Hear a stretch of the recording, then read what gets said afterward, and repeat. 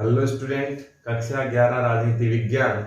आज हम पढ़ेंगे राज्य चुनाव आयुक्त। राज्य चुनाव आयुक्त की यदि हम बात करें तो हमारे यहाँ निर्वाचन आयोग दो स्तर पर है। एक केंद्रीय स्तर पर जो पूरे देश के लिए होता है और एक राज्य के लिए।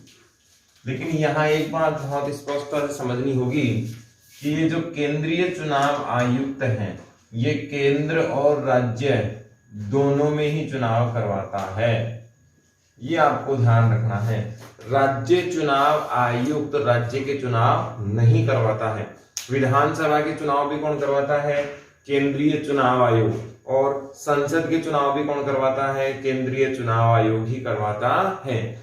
अब इसमें चुनाव में हम डिटेल से आगे पढ़ेंगे, किस प्रकार से होता है, किस प्रकार से आचार संहिता होती है, किस प्रकार से नियम कानून होते हैं, कौन कौन से आदर्शवाद होते हैं, ये सारी चीजें अपन आगे पढ़ेंगे। तो केंद्रीय चुनाव आयोग का स्पष्ट संबंध हमें पता लग गया है। पहले ये 2 सदस्य रहा है, 1 सदस्य रहा है, 3 सदस्य भी ये रहा है। केंद्रीय चुनाव आयोग केंद्र के चुनाव करवाता है, राज्य के चुनाव करवाता है। ये सबसे इंपॉर्टेंट है कि ये स्वतंत्र निकाय है, इस पर किसी की पाबंदी नहीं है। राष्ट्रपति के द्वारा नियुक्ति होती है। वो सारी शर्तें आगे इसकी डिटेल से हम पढ़ेंगे। अब बात करते हैं राज्य चुनाव आयोग की या आयुक्त की। हमने अच्छे से पढ़ा था कि स्थानीय शासन व्यवस्था को कंटिन्यू करने की मांग उठ रही थी और 1990 के दशक से पहले स्थानीय शासन को कंटिन्यू करने में बहुत दिक्कत आ रही थी। क्यों? स्थानीय शासन व्यवस्था किसके अधीन थी? राज्य प्रशासन के अधीन थी।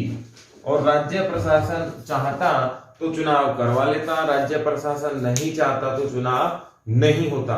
कई जगह ऐसी भी आई कि राज्य प्रशासन ज्यादा पावरफुल होने के कारण स्थानीय शासन व्यवस्था जो त्रिस्तरीय पंचायती राज व्यवस्था है, या तो उन्होंने अपनाई ही नहीं, और अपनाई तो एक लंबे समय तक चुनाव करवाए ही नहीं। इसका खामियाजा आम जनता को लोकतंत्र और अधिकारों के आधार पर भुगतना पड़ा। अब स्थानीय स्वशासन की व्यवस्था हुई 73वें और 74वें संविधान संशोधन में। संविधान संशोधन में तो इसके बाद राज्य चुनाव आयुक्त के अधीन ये भी एक स्वतंत्र निकाय है। ये भी क्या है? एक स्वतंत्र है, राज्य के अधीन ये नहीं आता। स्वतंत्र होने के कारण ये निष्पक्ष चुनाव आसानी से करवा लेता है, चाहे वो स्थानीय स्वशासन में ग्रामीण प्रशासन हो, स्थानीय स्वशासन में शहरी प्रशासन हो, राज्य के ये अधीन नहीं है। दो बातें यहाँ बहुत स्पष्ट हो गई कि निर्वाचन आयुक्त और निर्वाचन आयोग कितने राज्य चुनाव आयुक्त है, केंद्रीय चुनाव आयुक्त हैं। दो आयुक्त हमारे यहाँ हैं। केंद्र वाले कितने चुनाव करवाते हैं? 2 राज्य के और केंद्र के। और राज्य चुनाव आयोग या आयुक्त कहाँ के चुनाव करवाते हैं? स्थानीय चुनाव करवाते हैं। दोनों ही आयोग कैसे हैं? स्वतंत्र हैं, राज्य के और केंद्र के अधीन नहीं है। एक बात और ध्यान रखना, यदि यहाँ पर कोई विवाद होता है तो न्यायालय में जाने का ऑप्शन खुला हुआ है, कहीं कोई प्रॉब्लम उसमें नहीं है। लेकिन ये एक स्वतंत्र निकाय है, केंद्र और राज्य इन पर दबाव नहीं बना सकते। 73वें 74वें संविधान संशोधन के बाद नियमित अंतराल पर चुनाव निश्चित समय बाद हो रहे हैं। ये कहीं ना कहीं राज्य निर्वाचन आयोग या चुनाव आयुक्त की जो गरिमा है उसको बढ़ा रहे हैं। आम जनता का ट्रस्ट इस पे बढ़ा है। नहीं तो सरकार अपने मनमाफिक जब चाहे चुनाव करवा सकती थी। अभी ये निर्वाचन आयुक्त साहब के अधीन है और ये क्या है? एक स्वतंत्र पद है जिस पर राज्य का जोर नहीं चलता है। तो ये बातें हैं राज्य चुनाव आयुक्त से संबंधित। इसमें अगला बिंदु है राज्य वित्त आयोग। राज्य वित्त आयोग। हम जानते हैं किसी भी सरकार को चलाने के लिए, किसी भी व्यवस्था को चलाने के लिए, किसी भी संस्था को चलाने के लिए वित्त बहुत जरूरी है। और वित्त का बंटवारा अगर सुविधापूर्ण नहीं हुआ या विभाजन सुविधापूर्ण नहीं हुआ तो वो क्या है, समस्या का प्रमुख कारण बनता है। इसीलिए वित्त का बंटवारा बहुत सुनियोजित ढंग से होना अनिवार्य होना चाहिए। अगर हम राज्य वित्त आयोग की बात करें तो राज्य वित्त आयोग शहरी और ग्रामीण प्रशासन, शहरी और ग्रामीण में स्थानीय और प्रादेशिक व्यवस्था में बंटवारे के लिए विख्यात है। राज्य वित्त आयोग प्रत्येक 5 वर्ष में बनाया जाता है। वो बनने के बाद क्या क्या करता है, ये समीक्षा करता है किसकी, आय की और व्यय की, कि आमदनी क्या है, सोर्सेज क्या है और स्पेंड मनी क्या होने वाला है। तो राज्य वित्त आयोग वास्तव में क्या है, वित्त का बंटवारा करने का काम इसका है। शहरी ग्रामीण प्रशासन में भेदभाव ना हो, पंचायती स्थानीय जो संस्था है उनको क्या मिलना चाहिए, प्रदेश की सरकार को क्या मिलना चाहिए, ये सारा डिस्ट्रीब्यूशन एक व्यवस्थित ढंग से कौन करता है, राज्य वित्त आयोग करता है। कुल मिला के कहा जाए तो बेसिक कॉन्सेप्ट फाइनेंस का क्या होना चाहिए, आर्थिक केंद्र राज्य के क्या क्या है, इनकम सोर्सेज क्या क्या है, टैक्स कहाँ बढ़ाए जा सकते हैं, आमदनी कैसे बढ़ाई जा सकती है, पंचायती राज की जो आर्थिक स्थिति गड़बड़ाई हुई है उसका जायजा लेना, उसमें सुधार के लिए कौन कौन से प्रयास संभव हो सकते हैं, वो सारी चीजें ये सब कौन करता है, राज्य वित्त आयोग की ही जिम्मेवारी होती है। स्पष्ट शब्दों में कहें तो राज्य वित्त आयोग कितने वर्ष में बनाया जाता है, 5 वर्ष में बनाया जाता है। इसका मूल कार्य क्या है, राज्य की आर्थिक व्यवस्था का आकलन करना। इसमें मुख्य रूप से शहरी और ग्रामीण प्रशासन को अलग अलग बांटकर विकास करता है ताकि दोनों में भेदभाव ना बढ़े, कि ग्रामीण विकास भी बहुत ज्यादा पिछड़ापन ना हो, शहरी विकास में भी बहुत ज्यादा पिछड़ापन ना हो। स्थानीय यानी कि पंचायती राज व्यवस्था को भी बहुत प्रॉपर चलाया जाए और प्रादेशिक जो सरकार है उसको भी बहुत प्रॉपर मात्रा में व्यवस्था मिले। और इसका मूल कार्य है आय और व्यय के स्रोतों की जांच करना और उनको फिर आगे बढ़ाना। हमने पिछले वीडियो में 74वां संविधान संशोधन बहुत डिटेल से पढ़ा था, इसमें कुछ बातें रह गई हैं वो आपको ध्यान में रखनी है। शहरी प्रशासन, शहरी प्रशासन से संबंधित कौन सा संविधान संशोधन हुआ, 74वां संविधान संशोधन हुआ। इसमें जहां महानगर हैं, दिल्ली, मुंबई, कोलकाता, इन्हें हमने क्या कहा है, महानगर कहा है। जहां की जनसंख्या 50,000 या 5 लाख से भी क्या है, ज्यादा है, जनसंख्या घनत्व 400 से ज्यादा है, ऐसे महानगरों में भी शहरी व्यवस्था को हमने स्पष्ट रूप से पढ़ा है। छोटे नगर हैं उनमें नगर पालिका की बात की गई है, नगर पालिका, बड़े में नगर निगम, और ये सब शहरी प्रशासन से संबंधित हैं। इनमें भी आरक्षण व्यवस्था है जिसकी बात हम पहले ही कर चुके हैं, बहुत डिटेल से हम आरक्षण के बारे में हम पढ़ चुके हैं। यहाँ पर हमारा ये चैप्टर होता है कंप्लीट। इसमें हम अगला चैप्टर शुरू करते हैं, संविधान एक जीवित दस्तावेज। संविधान एक जीवंत दस्तावेज, यह हमारा 9 नंबर का चैप्टर है। इस चैप्टर को पढ़ने से पहले हम ये देखते हैं कि वास्तव में आउटलाइन हमारे यहाँ क्या है, संविधान हम किसे कहते हैं, किस प्रकार के कानून निर्माण होता है, किस प्रकार से उससे संशोधन होते हैं, किस प्रकार की व्यवस्था में संविधान बनाया गया, वो कौन सी परिस्थितियां थी जिसमें हमारा संविधान बनकर तैयार हुआ, ये सारी चीजें हम इस संविधान एक जीवित दस्तावेज में पढ़ेंगे। पहले इसकी पृष्ठभूमि देखें हम, क्या पृष्ठभूमि संविधान की रही। तो सबसे पहले हमारे यहाँ आजादी के आंदोलन हुए, जिन्हें हमने स्वतंत्रता संग्राम का नाम दिया।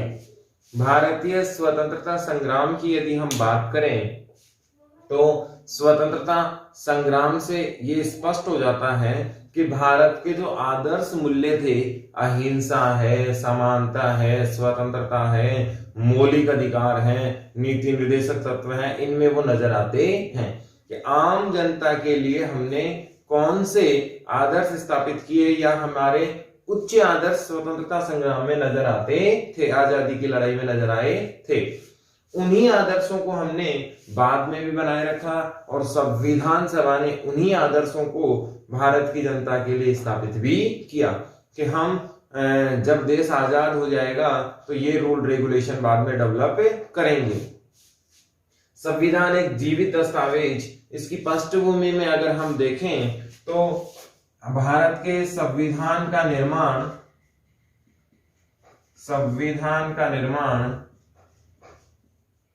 संविधान सभा ने किया। संविधान सभा ने किया। एक सवाल आपको याद रखना है कि भारत के संविधान का निर्माण किसने किया? संविधान सभा ने किया। अब यहां पर यह उठता है सवाल कि संविधान सभा बनाई किसने थी? अंग्रेजों ने क्या लोकतांत्रिक ढंग से चुनाव करवाए थे या निर्वाचित हुए थे या नियुक्त हुए थे? वो सारी बातें सवाल के रूप में हमारे सामने आती हैं, लेकिन इन सभी बातों का एकमात्र जवाब ये है कि भारत का संविधान भारतीयों के द्वारा बनाया गया था। इट मीन्स ये केवल और केवल इंडियंस के द्वारा बनाया गया है। वो कैसे आए थे आप भी जानते हैं, पॉसिबल ही नहीं था कि वहां उस समय चुनाव संभव हो सके, क्योंकि देश क्या था? गुलाम था, अंग्रेजों का आधिपत्य उस समय भी था। तो संविधान के निर्माण की बात करें तो किसने किया? संविधान सभा ने भारत के संविधान का क्या किया है? निर्माण किया है। और उस संविधान के निर्माण में यदि हम आगे की घटना देखें तो संविधान सभा का जो पहली बैठक हुई वो थी 9 दिसंबर 1946 को। ये क्या थी? पहली बैठक थी। संविधान सभा की पहली बैठक कब हुई? 9 दिसंबर 1946 को हुई, जिसके जो अस्थायी अध्यक्ष थे, अस्थायी अध्यक्ष वो थे सच्चिदानंद सिन्हा। सच्चिदानंद सिन्हा ये कौन थे? अस्थायी अध्यक्ष थे। संविधान सभा का गठन होता है। गठन के बाद पहली बैठक होती है 9 दिसंबर 1946 को, और इसके जो अध्यक्ष थे वो कौन थे? अस्थायी अध्यक्ष सच्चिदानंद सिन्हा साहब थे। इसकी दूसरी बैठक होती है 11 दिसंबर 1946 को, और इस दिन स्थायी अध्यक्ष चुन लिए जाते हैं। स्थायी अध्यक्ष चुन लिए जाते हैं, और ये कौन थे? डॉक्टर राजेंद्र प्रसाद जी। डॉक्टर राजेंद्र प्रसाद जी उस दिन परमानेंट अध्यक्ष संविधान सभा के चुन लिए जाते हैं। इसके बाद इसकी लगातार कार्रवाई शुरू होती है। अब यहाँ हमें क्या क्या स्पष्ट हो गया है? भारत का संविधान किसने बनाया? भारत की जनता ने बनाया, इसीलिए भारत के लिए एक्सेप्टेबल है, इसका कहीं कोई विरोध नहीं है। एक बात।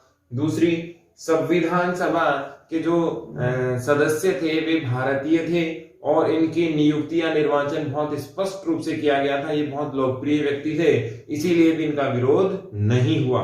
भारतीयों ने संविधान पूरी तरीके से भारतीय कंडीशंस में रहकर बनाया, भारतीयों को ध्यान में रखकर बनाया, इसीलिए ये संविधान आज भी चल रहा है।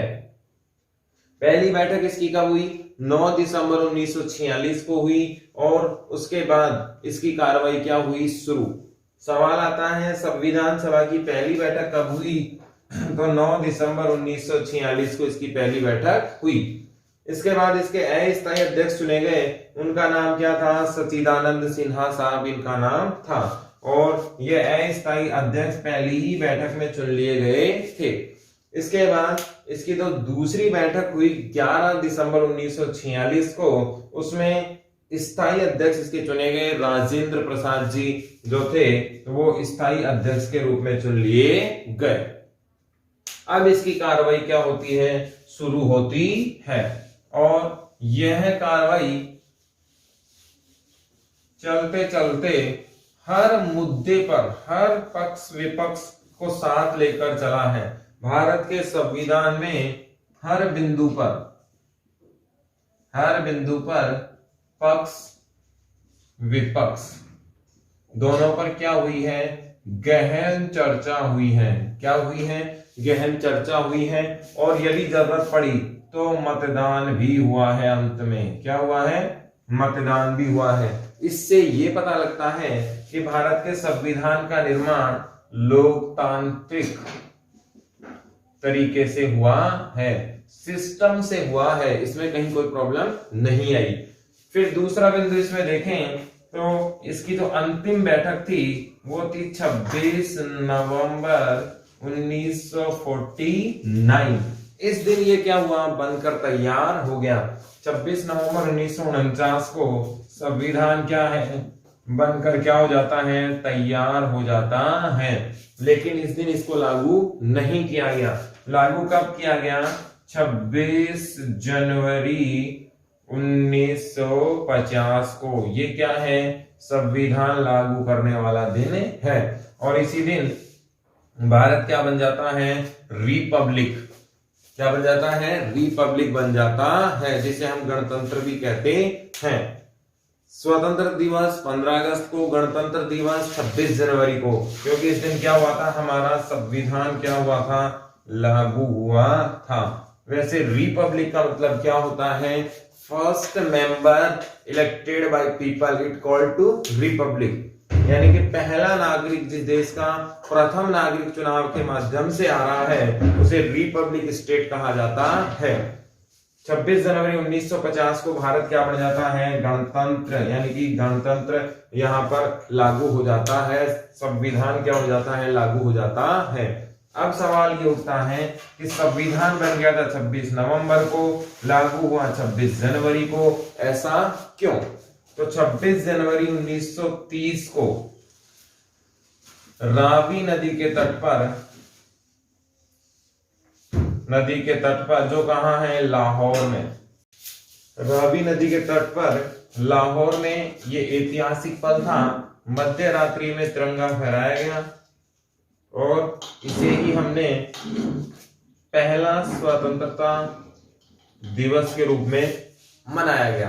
तो इस 26 जनवरी के ऐतिहासिक दिन को याद रखने के लिए हमने जो संविधान लागू किया वो कब कर दिया, 26 जनवरी को कर दिया, 26 नवंबर की जगह।